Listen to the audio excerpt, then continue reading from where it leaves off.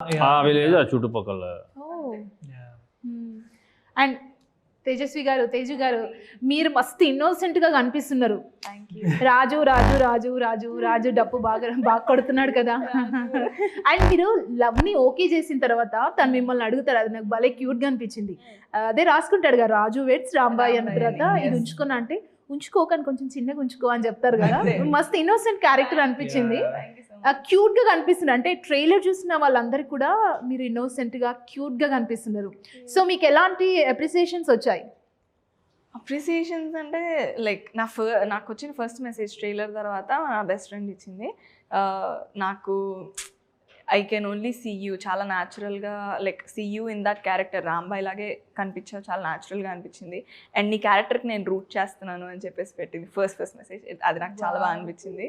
And ప్రతి ఒక్కళ్ళు connect అవుతున్నారు, లైక్ నా ఏమంటారు టీమ్ రాంబాయ్ గో అన్నట్టు ఎవ్రీబడి ఈజ్ లైక్ పాపం రాంబాయ్ చాలా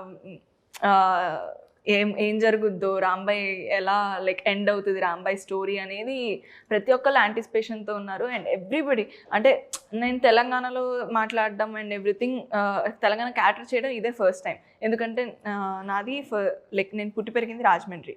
సో నా ఫ్రెండ్స్ కానీ లేకపోతే నా ఈవెన్ ఇండస్ట్రీ సర్కిల్లో తెలిసిన వాళ్ళు కానీ ఇంత బాగా అడాప్ట్ ఆ క్యారెక్టర్కి అడాప్ట్ అవుతాను అండ్ లైక్ రాంబాయే కనిపిస్తుందని అందరూ చెప్తున్నసరికి నాకు చాలా హ్యాపీగా అనిపిస్తుంది. డబ్బింగ్ మీరే చెప్పుకున్నారా?